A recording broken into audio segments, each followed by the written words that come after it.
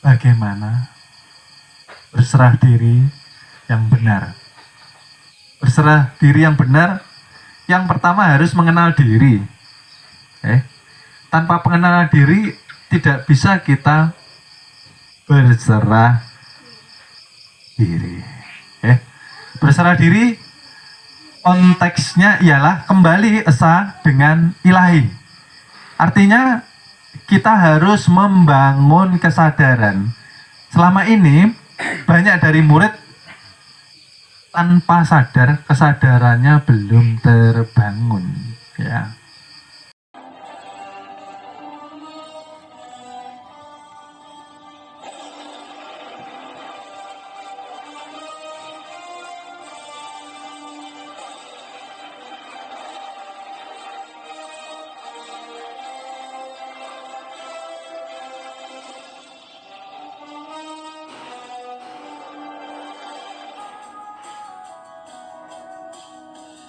Sebelum kita mulai,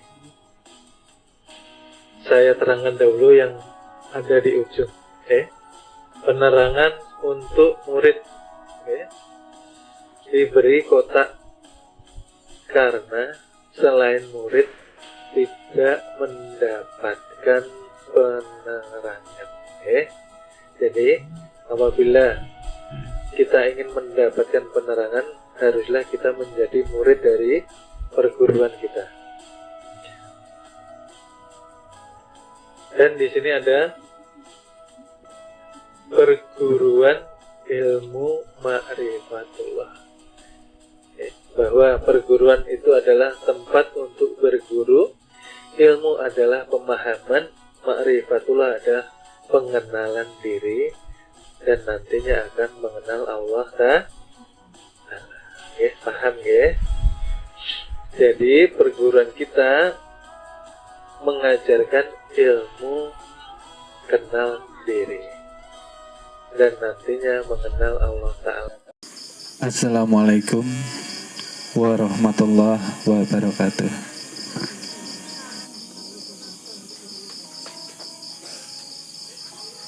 Alhamdulillah,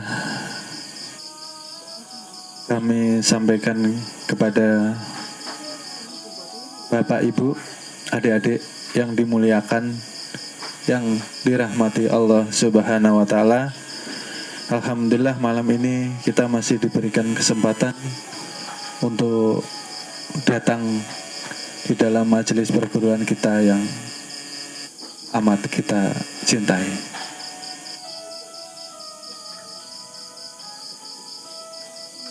Sebelum kita mulai majelis, kita awali dengan Bismillahirrahmanirrahim. Selawat dan salam selalu kita curahkan kepada junjungan Nabi besar kita, Nabi Muhammad SAW, yang sangat kita cintai.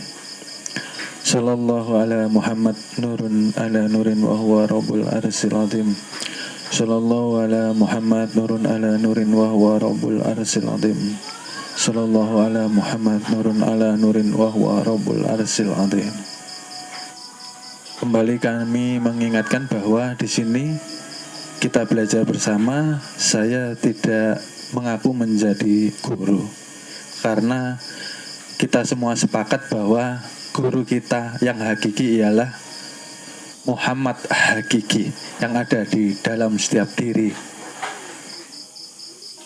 kita semua, yang dapat memberi penerangan, pencerahan, dan yang dapat menghantarkan kepada Allah Subhanahu wa Ta'ala yang hidup kekal abadi, tiada terkena kematian. Itulah hakikat guru yang sejati. Jadi di sini kita belajar bersama. Malam ini kajian akan membahas bab bagaimana tata cara atau patrap di dalam kita menjalani yang dikatakan aktivasi manunggal ing Gusti. Aktivasi artinya mengaktifkan yang tadinya non aktif atau pasif. Artinya selama ini banyak kemungkinan bahwa murid masih pasif, belum aktif. Oleh sebab itu murid belum bisa menyalakan aktivasi manunggal kepada Zat yang Maha Suci. Jadi di sini akan kita bahas bagaimana dengan pikiran kita, emosi kita berkaitan dengan energi dan vibrasi atau getaran. Sebelum kita bahas, kami ingin menyampaikan bahwa puncak dari semua ajaran agama, kepercayaan, keyakinan, puncaknya ialah keesaan. Esa artinya berarti mengenal hakikat diri pribadi. Ingat ya, perlu digarisbawahi bahwa semua puncak ajaran agama, keyakinan ialah mengesahkan diri kepada Tuhan. Esa artinya bukan mengaku menjadi Tuhan. Esa artinya menyadari dan menyatakan serta mengakui bahwa kita selalu di dalam liputan Tuhan, tidak pernah terlepas satu detik pun. Dan jalannya ialah melalui pengenalan diri. Itulah disebut dengan ma'rifatullah, dasar dari awal kita belajar agama. Karena ini sangat penting. Tanpa mempelajari dasar agama, tanpa mempelajari dasar tauhid atau mengenal diri, kalau seseorang itu langsung loncat ke mempelajari ajaran syariat, yang dikhawatirkan ialah jatuh ke dalam yang pertama kesyirikan, yang kedua jatuh ke dalam kesombongan, yang ketiga jatuh ke dalam kehancuran. Kenapa seperti itu? Karena mayoritas kebanyakan umat ini ketika mempelajari agama tanpa pondasi, yang dikatakan pondasi itu ilmu mengenal diri, lalu bisa mengenal Tuhan, yang terjadi ialah banyak benturan-benturan. Karena yang dipelajari ilmu di syariat tidak dipahami secara hakiki. Pemahamannya terbatas. Oleh sebab itu bisa menimbulkan seseorang untuk merasa paling alim, paling hebat, lalu mengakui kehebatannya. Kemudian disitulah awal mula berbagai benturan-benturan. Oleh sebab itu di sini kita menggarisbawahi bahwa seseorang yang sudah sampai kepada puncak daripada keesaan, salah satu ciri yang paling menonjol ialah akan menimbulkan vibrasi atau getaran sifat ketuhanan dalam bentuk akhlak budi pekerti yang luhur, welas asih, bijaksana di dalam menyikapi hidup, lalu selalu saling bisa menghargai kepada pendapat atau perbedaan antara sesama manusia, tidak mau menang sendiri. Dan ini kembali kepada rumus bahwa semua dari Allah, lalu kembali kepada Allah. Artinya suwung. Suwung itu hening, karena kita bukan suatu keberadaan yang nyata.